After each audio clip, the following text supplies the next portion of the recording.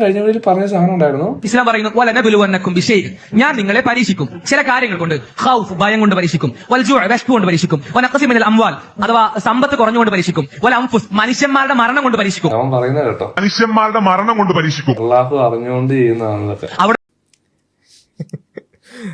എന്നോടൊരു ഉപദേശമുണ്ട്, എല്ലാ തരത്തിലുള്ള ആളുകളും കാണാനുണ്ട്, കുറച്ച് ഐക്യ കുറഞ്ഞ ആൾക്കാരും കാണാനുണ്ട് എന്നുള്ളതനുസരിച്ച് കുറച്ചും കൂടി വിശദീകരിച്ച് പറയണം.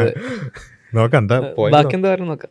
കുട്ടി മരണപ്പെട്ടിട്ടുണ്ടെങ്കിൽ ഒരു സംശയവും വേണ്ട ഇതിനില്ല, ദൈവത്തിന്റെ അനുമതി പ്രകാരം ആ കുട്ടി സ്വർഗത്തിലേക്കാണ്. അതായത് കുട്ടികൾ മരിക്കുന്നത് പോലും ഒരു സംശയവും വേണ്ട ഇതിനില്ല, ദൈവത്തിന്റെ അനുമതി പ്രകാരം ആ കുട്ടി സ്വർഗത്തിലേക്കാണ്. പിന്നെ എന്തിനാണ് ഇവറ്റത് പാലസ്തീനിലെ കുഞ്ഞുങ്ങൾ മരിക്കുമ്പോൾ പട്ടി മോങ്ങുന്നവർ എനിക്ക് മനസ്സിലാവില്ല. പശുവിന്റെ അപ്പി ഉപയോഗിച്ച് കഴുകുന്നതാണ് ഇപ്പോൾ നമ്മൾ കണ്ടത്. എല്ലാം അള്ളാഹു അറിഞ്ഞ് ചെയ്യുന്നതാണെങ്കിലേ അതെനിക്ക് അറിയാൻ വളർത്തുന്നില്ല, പറഞ്ഞു തന്നെ. ഈ ലോകത്തെ ജീവിതം എന്ന് പറഞ്ഞാൽ അതിന് വേറൊരു ലക്ഷ്യവുമില്ല. രണ്ട് കാര്യങ്ങളാണ് ലക്ഷ്യമായി പറയുന്നത്. ഒന്ന്, തന്നെ സൃഷ്ടിച്ച പടച്ചവൻ ആരാധിക്കുക. മറ്റൊന്ന്, അവൻ സംവിധാനിച്ച പരീക്ഷണത്തിൽ വിജയിക്കുക. അതിനുവേണ്ടി മാത്രം നൽകി. അതുപോലെ തന്നെ ഈ പാലസ്തീനിലെ കാര്യത്തിൽ കർത്താവിനും കൂടി നടപടായിരുന്നു. ഈ പറയുന്ന ഓസിയിലൊക്കെ ഇങ്ങനെ തെളിഞ്ഞു കാണിക്കുന്ന സമയത്ത്, ഇത്ര ഞഞ്ഞാഴിഞ്ഞ ഊഞ്ഞാകളിയാൻ അത്ഭുതം കാണിക്കുന്ന സമയത്ത് കുറച്ചുകൂടി കേൾക്കുമ്പോൾ കുളിര് തോന്നുന്ന കുറച്ച് അത്ഭുതങ്ങൾ കാണിക്കൂ പ്ലീസ്. അത് എന്താ നിങ്ങൾ മനസ്സിലാക്കുന്നത്? നിങ്ങൾ വ്യൂ എന്താണ്? അതിപ്പോൾ നിങ്ങൾ വിശ്വസിക്കുന്നത് എങ്ങനെയാണോ? അതായത് മുസ്ലിങ്ങളൊക്കെ ഫലസ്തീനിലെ ആളുകൾ രക്ഷപ്പെടാൻ വേണ്ടി പ്രാർത്ഥിക്കുന്നു. അപ്പോൾ നമ്മൾ വിചാരം എന്താണ്? മുസ്ലിങ്ങളുടെ വിശ്വാസം എന്താണ്? ഫലസ്തീനിലെ വിഷയം പടച്ചത് അറിഞ്ഞിട്ടില്ല, അറിയാതെ സംഭവിക്കുന്നവരാണ്, പടച്ചവന് ഇടപെടാനും പറ്റുന്നില്ല. അപ്പോൾ നമ്മൾ പടച്ചവനെ ട്രൈ ചെയ്തുകൊണ്ടിരിക്കുകയാണ്. നമ്മൾ ഈ ഫയർഫോഴ്സിനെ കളിക്കും, അതുപോലെ ഇതുവരെ അറിഞ്ഞിട്ടില്ല. അപ്പോൾ പടച്ചോനെ ഫലസ്തീനിൽ നടക്കുന്നുണ്ടോ അറിയിക്കാൻ വേണ്ടി ട്രൈ ചെയ്യാണ്. എന്തെങ്കിലുമൊക്കെ ഇടപെട്. അപ്പോൾ പടച്ചോൻ എന്ത് ചെയ്യുന്നു? നമ്മൾ വിളിച്ചത് കൊണ്ട് പടച്ചോൻ അറിയുന്നു, അങ്ങനെ പടച്ചോ ഇടപെടുന്നു. അതിനു വേണ്ടിയാണ് പ്രാർത്ഥിക്കുന്നതാണോ വിചാരിക്കുന്നത്? നിങ്ങൾ എന്താ മനസ്സിലാക്കുന്നത്? ദൈവവിശ്വാസികളുടെ മനസ്സിലാക്കലിൽ ഈ സംഭവത്തിലൊന്നും ദൈവത്തിനൊരു നിയന്ത്രണം അല്ല എന്നാണ് വിശ്വസിക്കുന്നതാണ് നിങ്ങൾ ഇപ്പോഴും വിചാരിക്കുന്നത്. അങ്ങനെയാണെങ്കിൽ എന്താ പറയുക, ഫീലിങ്സോ എന്താ പറയുക പത്തറ്റിക് അബൌട്ട് യു. അത്രയും അബദ്ധമാണ് ഇവിടുത്തെ നിരീശ്വരവാദികളുടെ ധാരണ. പിന്നെ നിങ്ങൾ എങ്ങനെയാണ് നിരീശ്വരവാദം കൊണ്ടുനടക്കുക? എങ്ങനെയാണ് ദൈവവിശ്വാസത്തെ എതിർക്കുക? ദൈവവിശ്വാസികളുടെ അടിസ്ഥാന വിഷയങ്ങൾ പോലും നിങ്ങൾക്ക് മനസ്സിലാകുന്നില്ലെങ്കിൽ, അതിനെ നിങ്ങൾക്ക് അറിയുന്നില്ലെങ്കിൽ, അതിനെ നിങ്ങൾക്ക് ഉൾക്കൊള്ളാനോ അല്ലെങ്കിൽ ഇവരെന്താണ് പറയുന്നുള്ളൊരു ധാരണയിലേക്ക് എത്താനോ പറ്റുന്നില്ലെങ്കിൽ എങ്ങനെ അവർക്ക് ദൈവത്തെ എതിർക്കാൻ പറ്റുക? റിയാക്ട് ചെയ്യാൻ വേണ്ടി കുറച്ച് എന്തെങ്കിലും പരിഹാസം പറഞ്ഞു, അതൊക്കെ ഓക്കെ. പക്ഷെ അതിനപ്പുറത്തേക്ക് ഞാൻ ഈ സുഹൃത്തിനോടക്കം വളരെ കാമായിട്ട് പറയാണ്, വിഷയം എന്താണെന്ന് പഠിക്കാൻ ശ്രമിക്കുക. അതായത് എന്താണ് പറയാൻ ശ്രമിക്കുന്നത്, എന്ത് പോയിന്റ് ആണ് പറയുന്നത് എന്നുള്ളത് അൾട്ടിമേറ്റ്ലി അതെന്താണെന്ന് മനസ്സിലാക്കിയതിന് ശേഷം റിയാക്ട് ചെയ്യുക എന്നുള്ളതാണ്. അപ്പോൾ എന്താണ് ഇവിടെ പറയാൻ ശ്രമിക്കുന്നത്? അതായത് ഈ ലോകത്ത് ഒരുപാട് പ്രയാസങ്ങളുണ്ട്. ഇപ്പോൾ നമുക്ക് പല പ്രയാസങ്ങളുടെ ഉദാഹരണങ്ങളാണ് അവിടെ പറഞ്ഞത്. ചിലപ്പോൾ നമുക്ക് ഇഷ്ടപ്പെട്ട ആളുകൾ മരണപ്പെട്ടു പോകും, അല്ലെങ്കിൽ നമുക്ക് സാമ്പത്തികമായി പ്രയാസം ഉണ്ടാവും, നമുക്ക് വിഭവങ്ങൾ കുറയും, എന്ന് വെച്ചാൽ നമുക്ക് വേണ്ട കാര്യങ്ങൾ കിട്ടില്ല, അല്ലെങ്കിൽ ദാരിദ്ര്യം വരും, നമുക്ക് രോഗം വരാം. ഇങ്ങനെയുള്ള പല പല പ്രയാസങ്ങൾ എല്ലാവർക്കും ഉണ്ടാവും. ഇത് ഒരു ഇസ്ലാമിക് പോയിന്റ് ഓഫ് വ്യൂവിൽ, ഒരു മതവിശ്വാസിയുടെ പോയിന്റ് ഓഫ് വ്യൂവിൽ അതെങ്ങനെയാണ് എക്സ്പ്ലെയിൻ ചെയ്യാം, അത് കൺസിസ്റ്റൻ്റ്ലി എക്സ്പ്ലെയിൻ ചെയ്യാൻ പറ്റുന്നുണ്ടോ, ഇത് നമ്മൾ പരിശോധിച്ച് നോക്കുക. അപ്പം ഒരു വിശ്വാസി വിശ്വസിക്കുന്നത് എന്താണ്? ഇതൊക്കെ സംഭവിക്കുന്നത് എന്തുകൊണ്ടാണ്? അവിടെ കൃത്യമായി വിശ്വാസികളുടെ അടിസ്ഥാനം എന്ന് പറഞ്ഞാൽ എന്താ? ദൈവം പറഞ്ഞു, അല്ലെങ്കിൽ ദൈവത്തിൻ്റെ ഗ്രന്ഥം ആണല്ലോ അടിസ്ഥാനം. ആ ഗ്രന്ഥത്തിൽ തന്നെ പറഞ്ഞിട്ടുണ്ട് എന്ത്? നിങ്ങൾക്കിതൊന്നും സംഭവിക്കില്ല, ഈ ലോകം മുഴുവൻ സ്വർഗ്ഗമാണ് എന്ന് പറഞ്ഞിട്ട് ഇതൊക്കെ സംഭവിക്കുകയാണെങ്കിൽ അതൊരു നമുക്കൊരു കൺസിസ്റ്റൻസി കുറവുണ്ട്, എന്തോ ഒരു പ്രശ്നം ഉണ്ടാവും, മാച്ച് കുറവുണ്ട് അവിടെ. ഇത് പ്രമാണം ഒന്ന് പറയുന്നു, ദൈവം പറയുന്നു നിങ്ങൾക്കൊരു പ്രശ്നം ഉണ്ടാവില്ല, എന്നിട്ട് നമുക്ക് ഈ പ്രശ്നങ്ങളൊക്കെ ഉണ്ടാവുകയാണെങ്കിൽ അവിടെ ഒരു പ്രശ്നമുണ്ട്, വൈരുദ്ധ്യം. പക്ഷേ നമ്മൾ പറയുന്നത് എന്താ? അതായത് ദൈവം തന്നെ പറഞ്ഞിട്ടുണ്ട് നിങ്ങൾക്ക് ഇങ്ങനെയുള്ള പ്രശ്നങ്ങൾ ഉണ്ടാകും, അത് ഈ ലോക ജീവിതത്തിൽ നിങ്ങൾക്കുള്ള പരീക്ഷണമാണ്, നിങ്ങൾ എങ്ങനെ അതിനോട് റിയാക്ട് ചെയ്യുന്നു. അതായത് എനിക്ക് എൻ്റെ ഇഷ്ടപ്പെട്ട ഒരാൾ മരണപ്പെട്ടു, അല്ലെങ്കിൽ ഞാൻ ദാരിദ്ര്യത്തിലായി, അല്ലെങ്കിൽ എനിക്ക് രോഗം വന്നു, ഈ പ്രയാസം ഞാൻ അനുഭവിക്കുന്നത്, ഞാൻ അതിനോട് എങ്ങനെ, ഇപ്പോൾ എൻ്റെ ഇഷ്ടപ്പെട്ട ഒരാൾ മരണപ്പെട്ടാൽ ഞാൻ അതിനോട് എങ്ങനെ റിയാക്ട് ചെയ്യുന്നു, അല്ലെങ്കിൽ എനിക്ക് ദാരിദ്ര്യം വന്നാൽ ഞാൻ അന്യായമായ രീതിയിൽ ഞാൻ സമ്പാദിക്കുമോ, അതല്ല ഉള്ള കാര്യങ്ങളിൽ തന്നെ ഒതുങ്ങി, അല്ലെങ്കിൽ കൂടുതൽ സമ്പാദിക്കാനുള്ള ശരിയായ വഴികൾ തേടുമോ, ഇത് ഒരു പരീക്ഷണമാണ്. അതേപോലെ തന്നെ എനിക്ക് രോഗം വന്നു, ആ രോഗം വന്നാൽ ഞാൻ എന്താണ് ചെയ്യുക, അത് ചികിത്സിച്ച് മാറ്റാനുള്ള ശ്രമങ്ങൾ ഇങ്ങനെ തുടരുക ആണോ, അതല്ല വേറെന്തെങ്കിലും വഴികൾ ഞാൻ തേടുമോ, ദൈവത്തെ മറക്കുമോ, ഇങ്ങനെയുള്ള ഓരോ വിഷയത്തിലും നമ്മൾ എങ്ങനെ ആ ഒരു പരീക്ഷണത്തോട് റിയാക്ട് ചെയ്യുന്നു എന്നതാണ് ഓരോ പ്രയാസങ്ങളും എന്നാണ് പറയുന്നത്. ഇത് മതവിശ്വാസത്തിൻ്റെ വ്യൂവിൽ എന്ത് ചെയ്യാൻ പറ്റും? കൺസിസ്റ്റൻ്റ്ലി വിശദീകരിക്കാൻ പറ്റും. നമുക്കുള്ള ഏത് പ്രയാസവും, ഈ ലോകത്തുള്ള ഏത് പ്രയാസവും വിശദീകരിക്കാൻ പറ്റും. നമ്മൾ അതിൻ്റെ കൂടെ ചോദിച്ചൊരു ചോദ്യം ഉണ്ടായിരുന്നു, അത് ഇതിൽ റിയാക്ഷനിൽ വന്നിട്ടില്ല, എന്ന് വെച്ചാൽ എന്നാൽ നിരീശ്വരവാദികളുടെ വേൾഡ് വ്യൂവിൽ ഇത് കൺസിസ്റ്റൻ്റ്ലി വിശദീകരിക്കാൻ പറ്റുമോ? എങ്ങനെയാണ് പ്രയാസങ്ങൾ, ഈ ലോകത്തുള്ള പ്രയാസങ്ങൾ എങ്ങനെയാണ് നിരീശ്വരവാദികൾ വിശദീകരിക്കുക? റാൻഡംലി സംഭവിക്കുന്നതാണ്. അപ്പം പ്രയാസമുള്ളവർക്ക് പ്രയാസം, അത്രേ ഉള്ളൂ. അതിനപ്പുറത്തേക്ക് വേറെ എക്സ്പ്ലനേഷൻ ഇല്ല എന്നാണോ അതല്ല മതവിശ്വാസികൾക്ക് എക്സ്പ്ലനേഷൻ ഉള്ളതുപോലെ വേറെ എന്താ എക്സ്പ്ലനേഷൻ ഉണ്ടോ? ഇതാണ് നമ്മൾ ചോദിക്കുന്നത്. ആ കണ്ടക്സ്റ്റ് തന്നെ മാറ്റിയിട്ട് എന്ത് ചെയ്യണം? അതായത് ചോദ്യത്തിനുള്ള ഉത്തരവാണ്. ആ ചോദ്യം ആദ്യം മനസ്സിലാക്കണം എന്നുള്ളതാണ്. ഈ ചോദ്യം ഇവിടെ പറഞ്ഞതുപോലെ തന്നെ ഈ വിശ്വാസികൾ ഇപ്പോൾ ആ ചോദ്യകർത്താവിന്റെ ചോദ്യം അങ്ങനെയായിരുന്നു കേട്ടോ. അതായത് ദൈവം എന്ന് പറഞ്ഞാൽ ഇവൻ പറഞ്ഞതുപോലെ തന്നെ എന്ത് ചെയ്യണം? മൂപ്പര് പറഞ്ഞ പോലെ തന്നെ എല്ലായിടത്തും വന്ന് ഇടപെടണ്ടേ? ഫലസ്തീനിലെ കുട്ടികളെ രക്ഷിക്കണ്ടേ? അല്ലെങ്കിൽ ചൂരൽമലയിലെ ആളുകളെ രക്ഷിക്കണ്ടേ? എന്നിട്ട് എന്തുകൊണ്ട് ദൈവം രക്ഷിക്കുന്നില്ല? അഥവാ ദൈവം ഉണ്ടെങ്കിൽ ഇത് രക്ഷിക്കണമല്ലോ. അപ്പൊ ദൈവം ഇല്ല എന്നാണ് അർത്ഥം. അപ്പൊ നമ്മൾ പറയുന്നു ദൈവം ഉണ്ട്. പക്ഷെ ദൈവം പറയുന്ന ദൈവത്തിന്റെ പ്രവർത്തനം എന്ന് പറഞ്ഞാൽ നിങ്ങൾ വിചാരിച്ച പോലെ സൂപ്പർമാൻ വരുന്നത് പോലെയോ ബാറ്റ്മാൻ വരുന്നത് പോലെയോ അല്ലെങ്കിൽ എന്താ പറയാ സ്പൈഡർമാൻ വരുന്നത് പോലെ വരുന്നതല്ല ദൈവത്തിന്റെ പ്രവർത്തനം. ദൈവത്തിന്റെ പ്രവർത്തനത്തെ പറ്റി ദൈവം പറഞ്ഞിട്ടുണ്ട്. ആ ദൈവം പറഞ്ഞതാണ് ദൈവത്തിന്റെ പ്രവർത്തനത്തെ പറ്റി നോക്കേണ്ടത്.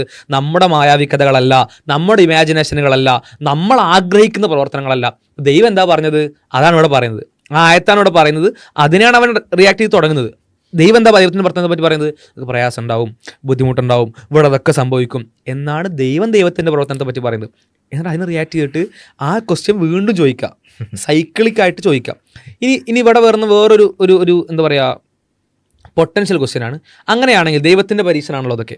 അപ്പം അങ്ങനെയാണെങ്കിൽ ആ പരീക്ഷണത്തിന് സപ്പോർട്ടിംഗ് ആയിട്ട് ഈ കൊലപാതകം ചെയ്യാനൊക്കെ മനുഷ്യന്മാർ കുറച്ച് സഹായിച്ചൂടെ? അപ്പൊ നമ്മൾ എന്ത് ചെയ്യുക? ദൈവം മനുഷ്യന്മാരെ ഇല്ലാതായിക്കൊണ്ട് പരീക്ഷിക്കും. അപ്പോൾ ആ പരീക്ഷണത്തിനുള്ള സഹായമായിക്കൊണ്ട് നമുക്ക് ചെയ്തോടെ? നമുക്ക് എങ്ങനെയാണ് അതിൽ റോൾ ഉണ്ടാവുക? അതായത് എല്ലാ പരീക്ഷണവും നിയന്ത്രിക്കുന്ന ആ പടച്ചവന്റെ പ്രവൃത്തി പറയുമ്പോൾ പരീക്ഷിക്കപ്പെട്ടുകൊണ്ടിരിക്കുന്ന മനുഷ്യൻ എന്ത് ചെയ്യാണ്? ആ പരീക്ഷണം നൽകുന്ന പടച്ചവന്റെ സ്ഥാനത്ത് പോയി നിൽക്കുകയാണ്. അതെങ്ങനെ സാധ്യമാവുക? അത് നമ്മളെ സംബന്ധിച്ച് ഈ ലോകത്തെ എല്ലാ ആളുകളെ സംബന്ധിച്ചും സെയിം പോലത്തെ പരീക്ഷണം നടക്കുന്നത്.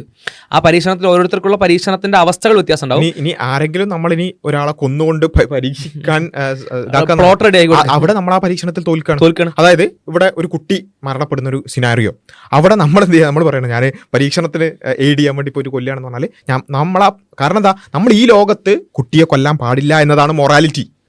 അവിടെ ഒരാളെ ഉപദ്രവിക്കാൻ പാടില്ല എന്നുള്ളതാണ് മൊറാലിറ്റി. അത് നമ്മൾ ലംഘിക്കുകയാണെങ്കിൽ we failed in that test. നമ്മളും എന്ത് ചെയ്തു? അതിപ്പോ ഇസ്രായേലിയർക്കുള്ള പരീക്ഷണം ഗസക്കാർക്കുള്ള പരീക്ഷണം രണ്ടാണ്. ഇസ്രായേലിയർക്കുള്ള പരീക്ഷണം എന്ന് പറഞ്ഞാൽ ഈ അവസ്ഥയിൽ അവർ ഈ കൊലപാതകം ചെയ്യോ, അവർ ഇത്തരത്തിലുള്ള ഒരു ഹീനകൃത്യത്തിലേക്ക് പോകുമോ? അവർക്ക് ഒരുപാട് പരീക്ഷണങ്ങൾ ഉണ്ടാവും. അതിലൊന്നെന്ന് പറഞ്ഞാൽ ഇത്രത്തോളം ഹീനകൃത്യത്തിലേക്ക് അവർ പോവുമോ ഇല്ലയോ എന്നുള്ളതാണ് അവർക്കുള്ള പരീക്ഷണം. ഫലസ്തീനികൾക്ക് ഗസയിലേക്കുള്ള പരീക്ഷണം എന്ന് പറഞ്ഞാൽ ഇത്തരത്തിൽ ഒരാൾ ഹീനകൃത്യം കൊണ്ട് നിങ്ങളുടെ അടുത്തേക്ക് വന്നാൽ നിങ്ങൾ എന്താ റെസ്പോൺസ് എന്തായിരിക്കും? നിങ്ങൾ ഏത് രീതിയിലാണ് പ്രവർത്തിക്കുക? ഇത്തരത്തിലാണ് ലോകത്തെ എല്ലാ പരീക്ഷണങ്ങളും. ഇസ്രായേലിയർക്കും ഫലസ്തീനികൾക്കും മാത്രമല്ല നമുക്കുള്ള പരീക്ഷണമാണത്. അതായത് ഇയാളുടെ ചോദ്യത്തിന് ഉത്തരം അവിടെയാണ് കിടക്കുന്നത്. നമുക്കും നമ്മൾ ഇത് കണ്ടു നിൽക്കുന്ന പുറത്തുള്ള ആളുകൾക്കുള്ള പരീക്ഷണമാണത് ഈ ഗസയിലും ഫലസ്തീനൊക്കെ ഉള്ള വംശഹത്യ. ആ വംശഹത്യ കാണുമ്പോൾ നിങ്ങൾ അതിനോട് എങ്ങനെ പ്രതികരിക്കുന്നു? ഈ പറഞ്ഞ ക്രൂരന്മാരുടെ അതായത് പിന്നെ ആയുധശക്തിയൊക്കെ ഉണ്ട്, അതുകൊണ്ട് അവർ കൊല്ലട്ടെ തല്ലട്ടെ അല്ലെങ്കിൽ പിന്നെ 10,000-കണക്കിന് കുട്ടികളെ കൊല്ലട്ടെ എന്നതാണ് നിങ്ങളുടെ മാനസികാവസ്ഥ എന്നുണ്ടെങ്കിൽ നിങ്ങൾ ആ പരീക്ഷണത്തിൽ തോറ്റു. അതല്ല ഈ പിന്നെ പീഡിപ്പിക്കപ്പെടുന്ന ജനവിഭാഗത്തിന്റെ കൂടെയാണ് നിങ്ങളുടെ മനസ്സെങ്കിൽ നിങ്ങൾ ആ പരീക്ഷണത്തിൽ വിജയിച്ചു. അപ്പോൾ ഇയാൾ ചോദിക്കുന്നത് ഇവരെന്തിനാണ് ഫലസ്തീനിലെ കുട്ടികളുടെ മരണത്തിന്റെ പേരിൽ മോങ്ങുന്നത് എന്നാണ് ചോദിച്ചത്. താങ്കളുടെ ആ ഒരു പദപ്രയോഗം ഉണ്ടല്ലോ, മോങ്ങുക എന്ന് പറയുന്നത്. അതായത് ഏതൊരു മനുഷ്യനും പിഞ്ചു കുഞ്ഞുങ്ങൾ മരണപ്പെടുന്നത് കാണുമ്പോൾ ഒരു വിഷമം ഉണ്ടാവും. ആ വിഷമത്തെ താങ്കൾ വിശദീകരിച്ചത് മോങ്ങ എന്ന് പറഞ്ഞിട്ട് പരിഹസിക്കാൻ. ആ പരീക്ഷണത്തിൽ താങ്കൾ തോറ്റിരിക്കുന്നു, പരാജയപ്പെട്ടിരിക്കുന്നു. എന്നാൽ അവിടെ വിലപിച്ച ആളുകൾ, സങ്കടപ്പെട്ട ആളുകൾ അത് വിജയിച്ചിരിക്കുന്നു. ഇതാണ് പരീക്ഷണം. മാനുഷികമായ മാനവികത മനസ്സിലുണ്ടോ എന്നുള്ള പരീക്ഷണമാണ്. അതിൽ താങ്കൾ തോറ്റിരിക്കുന്നു, ഈ ഫലസ്തീനുകളുടെ കൂടെ നിൽക്കുന്നവർ വിജയിച്ചിരിക്കുന്നു. ഇതാണ് ഇങ്ങനെ ലോകത്തുള്ള എല്ലാം അങ്ങനെ വിശദീകരിക്കാം. അതായത് ഈ പടച്ചവൻ ഇവിടെ ഓരോരുത്തർക്കും ഓരോ അടച്ച ലോകമല്ല ഉണ്ടാക്കിയിട്ടുള്ളത്. എല്ലാവർക്കും അവരുടേതായിട്ടുള്ള പരീക്ഷണങ്ങൾ നൽകുന്നു, അവർക്ക് പ്രവർത്തനങ്ങൾ തിരഞ്ഞെടുക്കാനുള്ള അവസ്ഥകൾ നൽകുന്നു. അതിൽ അവർ തിരഞ്ഞെടുക്കുന്ന തിന്മകൾ തിരഞ്ഞെടുക്കുന്ന ആളുകളുണ്ടാവും. ആ തിന്മകൾ തിരഞ്ഞെടുക്കുന്ന ആളുകൾ ചെയ്യുന്ന തിന്മകളുടെ ഫലം ചില ആളുകൾക്കുള്ള പരീക്ഷണമായിട്ട് കൊടുക്കും. അതായത് ഇപ്പോൾ എ ആൻഡ് ബി രണ്ടാളുകൾ, അതിൽ ബിക്കും എക്കും ഉള്ള പരീക്ഷണമുണ്ട്. അതിൽ ബി ഓൾറെഡി തിന്മ തിരഞ്ഞെടുത്തു, അയാൾ തിന്മയാണ് ചെയ്യാൻ പോകുന്നത്. ആ തിന്മ ചെയ്യുന്നതിന് ലോകത്ത് ഒരുപാട് ഫലങ്ങൾ ഉണ്ടാവും. അല്ലാതെ അയാൾ അടച്ചൊരു റൂമിൽ അയാളുടെ തിന്മകളുടെ ഫലം വേറെ ആർക്കും കിട്ടാത്ത അവസ്ഥയിൽ ഉണ്ടാവുക. പടച്ചവൻ ഇവിടെ ഒരു ലോകത്തിന് ഒരു വ്യവസ്ഥയും സംവിധാനമാണ് കൊടുത്തിട്ടുള്ളത്. അപ്പം ബി ചെയ്യുന്ന തിന്മകൾക്ക് ഫലം ഈ ലോകത്തുണ്ടെങ്കിൽ ആ ഫലത്തിൽ ഏതെങ്കിലും ഒരു ഫലം ഒരുപക്ഷെ പടച്ചവൻ എന്ത് ചെയ്യും? എക്ക് പടച്ചവൻ കൊടുക്കുന്ന പരീക്ഷണവുമായിട്ട് കണക്ട് ചെയ്യും. ഇതാണ് പടച്ചവൻ വെച്ചിട്ടുള്ള വ്യവസ്ഥ. അത് സിക്കും ചിലപ്പോൾ വേറെ ഏതെങ്കിലും പരീക്ഷണമായിട്ട് അല്ലാഹു തആല കൊടുത്തിട്ടുണ്ടാവും, വേറെ പരീക്ഷണമായിട്ട്. ഈ ബി ഒരു തിന്മ ചെയ്യുന്നു, ആ തിന്മയുടെ ഒരു ഫലം എക്കുള്ള പരീക്ഷണമായിട്ട് കൊടുക്കുന്നു. അതേപോലെ തന്നെ എക്ക് പരീക്ഷണമായിട്ട് കൊടുത്ത ബിയുടെ തിന്മയുടെ അതേപോലത്തെ വേറൊരു റിഫ്ലക്ഷൻ സിക്ക് വേറൊരു പരീക്ഷണമായിട്ട് കൊടുക്കുന്നു. ഇത് ബി ചെയ്ത തിന്മക്കുള്ള എന്താ പറയുക ജസ്റ്റിഫിക്കേഷൻ അല്ല, ബി ചെയ്തത് തിന്മ തന്നെയാണ്. എന്നാൽ അതിൻ്റെ എഫക്റ്റുകൾ പടച്ചോൻ അങ്ങോട്ടും ഇങ്ങോട്ടൊക്കെ ഡിസ്ട്രിബ്യൂട്ട് ചെയ്തിട്ട് പരീക്ഷണമായിട്ട് കൊടുത്തിട്ടുണ്ടാവും. അത് പടച്ചോൻ്റെ വിഷയമാണ്. പരീക്ഷണം മാർക്ക് കൊടുക്കണം, എങ്ങനെ കൊടുക്കണോ, തീരുമാനിക്കണോ, നിയന്ത്രിക്കണോ പടച്ചോനാണ്. എന്നാൽ ബിയെയും എയെയും സിയെയും സംബന്ധിച്ച് അഥവാ മനുഷ്യന്മാരെയും സൃഷ്ടികളെയും സംബന്ധിച്ച് നൽകിയ പരീക്ഷണത്തിൽ വിജയിക്കുക എന്നുള്ളത് മാത്രമാണ് അവരുടെ ജോലി, അവരുടെ ഡ്യൂട്ടി, അവരുടെ ഉത്തരവാദിത്വം എന്നുള്ളതാണ്. അതൊരിക്കലും ഞാൻ പടച്ചോന്റെ ഡ്യൂട്ടി എടുക്കുക എന്ന് പറഞ്ഞിട്ട് ചെയ്യാനുള്ള ഒരു അവസരമായിട്ട് ഈ ലോകത്ത് നടക്കുന്ന എല്ലാം കണക്റ്റഡ് ആണ്. അതിൽ നമ്മളിലേക്ക് വരുന്നത് നമ്മൾ ആലോചിച്ചാൽ മതി അല്ലേ? അങ്ങനെ അതായത് നമ്മളിലേക്ക് വരും. ഇപ്പോൾ ഞാൻ ഇവിടെ നിൽക്കുമ്പോൾ എൻ്റെ മുമ്പിലേക്ക് ഒരുപാട് കാര്യങ്ങൾ വരുന്നു. എൻ്റെ അടുത്തിരിക്കുന്ന സമതിൻ്റെ സാമ്പത്തിക അവസ്ഥ കുറച്ച് മോശമാണ്. അതെനിക്ക് സമതിന് അത് വേറെ രൂപത്തിലൊക്കെ എന്തൊക്കെ സംഭവം, പക്ഷെ എനിക്ക് മുമ്പിൽ സമത് എന്താണ് ഒരു ദാരിദ്ര്യത്തെ അനുഭവിച്ചു. ഞാൻ അവിടെ എനിക്ക് സമ്പത്ത് ഉണ്ടായിരിക്കെ സഹായിക്കുന്നുണ്ടോ ഇല്ലേ? അടുത്തത് വേറൊരാൾ എൻ്റെ മുമ്പിൽ പിന്നെ വിശപ്പോട് കൂടി വരുന്നു. ഞാൻ അതിന് അയാൾക്ക് വിശപ്പിന്റെ കാരണവും മറ്റു കാര്യങ്ങളൊക്കെ അയാൾക്ക് വേറെ പരീക്ഷണമായിരിക്കും. ഞാൻ അവിടെ സഹായിക്കുന്നുണ്ടോ ഇല്ലേ? എൻ്റെ മുമ്പിൽ കുറേ ന്യൂസ് വരികയാണ്, ഇന്ന സ്ഥലത്ത് ആളുകൾ പീഡിപ്പിക്കപ്പെടുന്നു. ആ പീഡിപ്പിക്കപ്പെടുമ്പോൾ എനിക്ക് മുമ്പുള്ള പരീക്ഷണം ചിലപ്പോൾ എനിക്ക് അവിടെ പോയിട്ട് ഇടപെടാനൊന്നും പറ്റിക്കൊള്ളുന്നില്ല. എൻ്റെ മനസ്സ് അതിനോട് എങ്ങനെ പ്രതികരിക്കുന്നു?